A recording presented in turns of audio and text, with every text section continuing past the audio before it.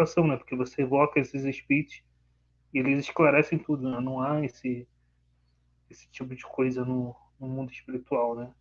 Você evoca Santo Agostinho, Erasto, São Vicente, enfim, não há toda essa deturpação que foi colocada no espiritismo.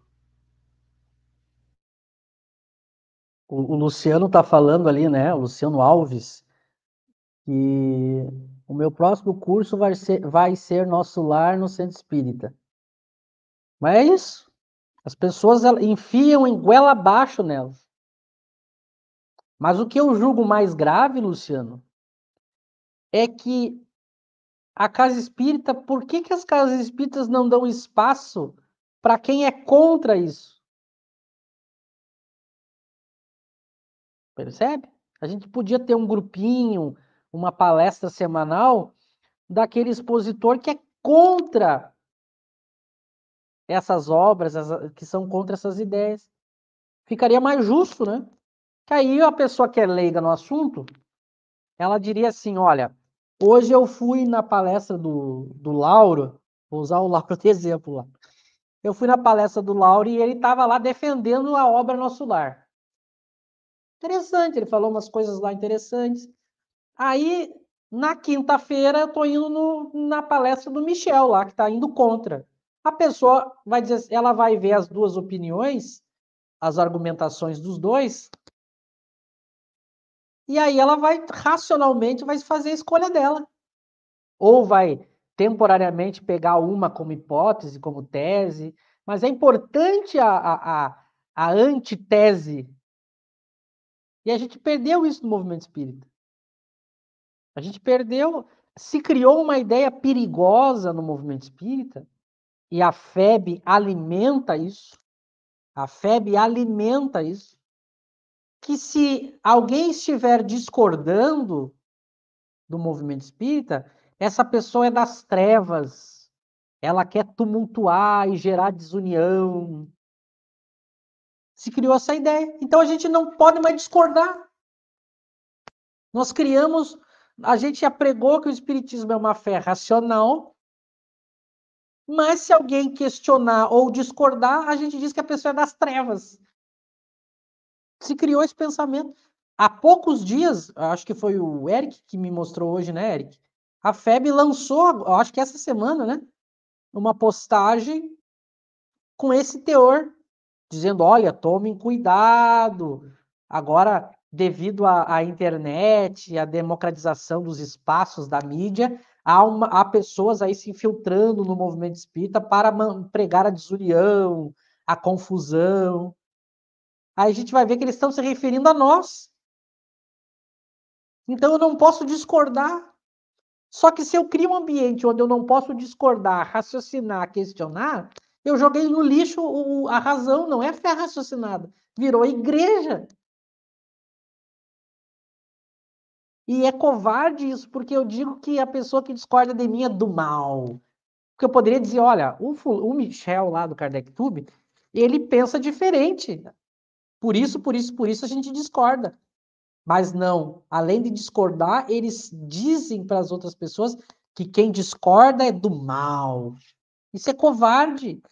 A gente devia ter um ambiente de livre discussão racional. A pessoa coloca uma tese e a pessoa coloca outra. Eu sempre digo, por que a Federação Espírita Brasileira não criou um espaço das pessoas que criticam as suas obras? Claro que dentro dos limites da urbanidade, da civilidade, da educação, mas eu tenho que ter um espaço para criar os contra-argumentos. Kardec fazia isso. Vocês acham que eu estou falando algo surreal? Kardec fazia assim. Ele publicava na revista espírita dele as ideias contrárias, ele publicava na íntegra. E a gente perdeu isso. E além de perder, eu reforço. A FEB trabalha a ideia que quem discorda é das trevas. Isso é uma coisa surreal. Aí tem gente que nem vai nos ouvir. Sabe por quê? Porque a pessoa diz assim, eu não quero ter contato com as trevas. É muito parecido com a Idade Média. Na Idade Média, a igreja fazia isso. A igreja dizia o seguinte, Se alguém questionar a igreja, é o demônio. Não escute.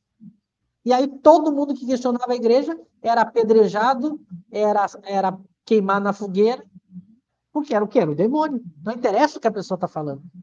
Agora me digam, é isso que o espiritismo kardeciano prega? É claro que a gente não vai brigar, fazer barracos, xingar, embora tenha isso também no movimento espírita. Mas a gente devia criar um espaço de livre crítica. Mas as pessoas não fazem isso, né? Infelizmente. Mas é importante a gente clarear essas ideias para que as pessoas não caiam em armadilhas, né? Não, você citou Revista Espírita, o próprio catálogo racional, né? Kardec coloca lá obras contra o espiritismo, né? E, e Kardec coloca lá, não, leiam os prós e os contras, né? Então olha a diferença, como Kardec viu o espiritismo como ciência, né? Porque na ciência você tem isso, debate, né? Contra-argumentos, né? E para a FEB não, para a FEB é uma religião dogmática e papal, né? Autoritária, onde não há espaço para qualquer tipo de questionamento ou debate, né? Então a ideia do dogma, né? Então não é ciência, já não é espiritismo, né? É uma religião brasileira inventada aí, né? E baseada em Rusteng, né? Enfim, basicamente. Porque Rusteng agiu assim, né? Rusteng, quando Kardec criticou Rusteng, ele disse, não, Kardec está tentando uh, impor a visão dele, mas o próprio Kardec coloca lá no catálogo racional Rusteng, né? Mesmo criticando, né? Então, Kardec, ele tinha essa visão do espiritismo quanto ciência, né? Mas no movimento espírita não, se teve essa base rustenguista, né? Só Rusteng pegou lá uma médium só, né? E quis impor a verdade dele, né?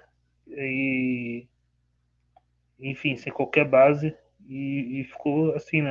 A FEB aceitou o estenguismo e aceitou o espiritismo só como uma religião, basicamente, um catolicismo, né? E acaba combinando nisso aqui que a Alessandra comentou, né? Então, que ela foi bloqueada no Instagram, porque ela fez um comentário discordando de um programa deles. E aí, né, vem a Mônica, faz um comentário, né, que acaba sendo o Vaticano Espírita, porque a última palavra é a dela, tem que ser assim. E aí tem aqui uma sugestão do Cláudio, que aí eu gostaria, Michel, que você falasse, né, que ele tá sugerindo que a gente cortasse em shorts para colocar no YouTube. Mas comenta sobre, né, os cortes que é feito, os recortes, ali em torno de 10 minutos, ô Michel? Essa ideia do Cláudio ela é muito boa, mas eu ainda não. Me falta tempo para fazer isso. Então, como eu ainda não posso pegar especificamente alguma fala e fazer recortes, mas embora o Cláudio pode ficar à vontade de pegar os vídeos e fazer e divulgar também, não tem nenhum problema. Que, aliás, uma outra coisa importante a gente falar, as pessoas que querem usar o nosso conteúdo e divulgar, a gente não vê nenhum problema, assim como a gente também, qualquer pessoa que trate seriamente de Kardec, a gente fica feliz. O mais importante é que Kardec seja divulgado, né? A gente sabe, a gente sabe a quantidade de ataques que a gente sofre de todos os lados, não são poucos, seja no privado, seja no público, de pessoas que falam barbaridades para a gente, porque a gente criou um canal para falar das nossas reflexões em torno de Kardec, né? A gente vê, tem lives que são feitas aí, as pessoas espumando de ódio, por causa de ideias divergentes. Então falta tempo, Cláudio, para fazer o recorte, mas como é que a gente faz? Eu recorto, eu pego as lives que a gente faz, recorto em 10 minutos.